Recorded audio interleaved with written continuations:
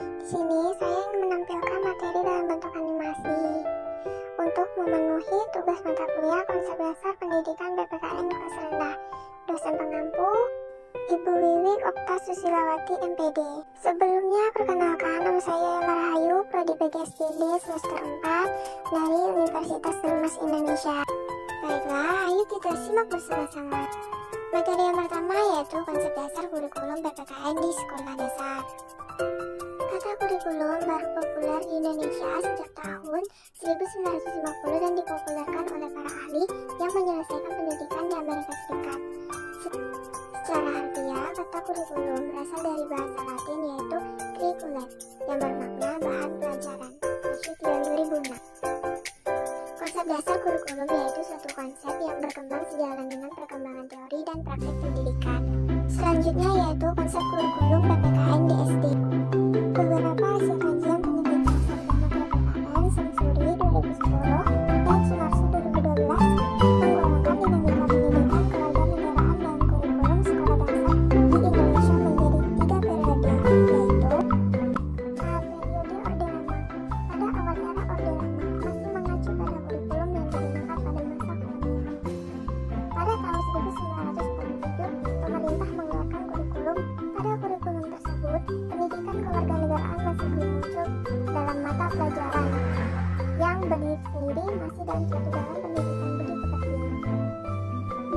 Periode Orde Baru tahun 1966 hingga 1994. Dasar periode Orde Baru lebih menekankan pada penguatan Pancasila sebagai dasar negara. Namun pelaksanaannya masih terjadi kesamaan pada periode sebelumnya, era Orde Lama. C. Periode era reformasi. Era reformasi yang bergulir pada tahun 1998 memberikan pengaruh perubahan pendidikan kewarganegaraan. Kurikulum 1994 masih tetap berlaku hingga kemudian digantikan kurikulum berbasis kompetensi atau yang disebut dengan KBK. Penambahan pendidikan kewarganegaraan pada KBK berganti pendidikan kewarganegaraan PKN. Muatan kajian PKN pada KBK di sekolah dasar masih ada kesamaan pada kurikulum 1994. Selanjutnya materi kedua yaitu kompetensi inti dan kompetensi dasar PPKN di SD kelas rendah. Pengertian dasar pembelajaran PPKN di kelas rendah. Istilah dasar pembelajaran atau instruksional design biasanya merujuk pada desain materi pembelajaran yang disusun oleh sebuah tim yang dapat melibatkan guru atau tidak perlu melibatkan guru yang akan melaksanakan pembelajaran tersebut. Jadi dasar pembelajaran adalah proses keseluruhan tentang kebutuhan dan tujuan belajar serta sistem penyampaiannya. Termasuk di dalamnya adalah pengembangan bahan kegiatan pembelajaran, uji coba dan penilaian bahan, serta pelaksanaan kegiatan pembelajaran. B. Standar kompetensi lulusan atau yang disebut dengan SKL.